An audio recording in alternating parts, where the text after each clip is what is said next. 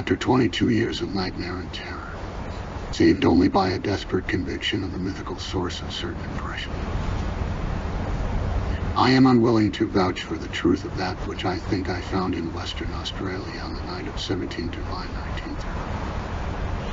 1930. It was, moreover, a frightful confirmation of all I had sought to dismiss as myth and dream. Merciful, there is no proof, for in my fright I lost the awesome object which would have formed irrefutable evidence.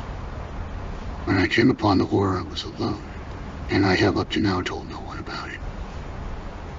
If the thing did happen, then man must be prepared to accept notions of the cosmos, and of his own place in the seething vortex of time, whose merest mention is paralyzing.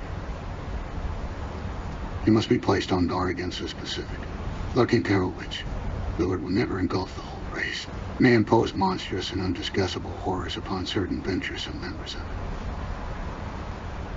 Now, in my cabin on my way home from Australia, I write these words. My name is Nathaniel Wingate Peasley. I was born and reared in Haverhill, at the old homestead in Boardman Street near Golden Hill, and did not go to Arkham till I entered Miskatonic University as instructor of political economy in 1895.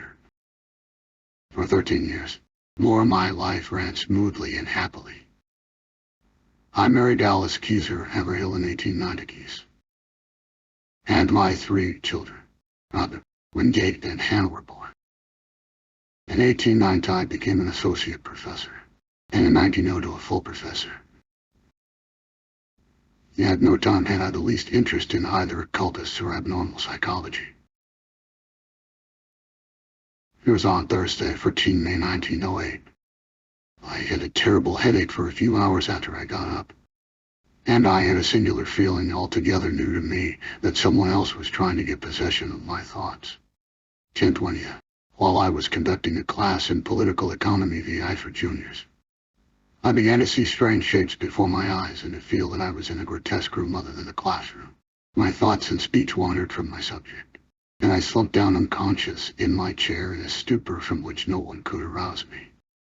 Nor did my rightful faculties again look out upon the daylight of our normal world.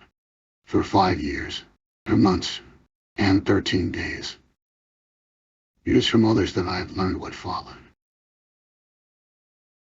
I showed no sign of consciousness for 16.5 hours, though removed to my home at 27 Crane Street, and given the best of medical attention. At 3 a.m., my eyes opened, and began to speak. My family were thoroughly frightened by the trend of my expression and language.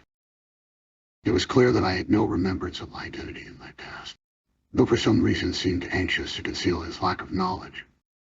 My eyes glazed strangely at the persons around me, and the flexions of my facial muscles were altogether unfamiliar. Even my speech seemed awkward and foreign. I used my vocal organs clumsily and gropingly, and my diction had a curiously stilted quality, as if I had laboriously learned the English language from books. The pronunciation was barbarously alien, whilst the idiom seemed to include both scraps of curious orchesms and expressions of a wholly incomprehensible cast. Physical strength returned at once, although I required an odd amount of re-education in the use of my hands, legs, and bodily apparatus in general.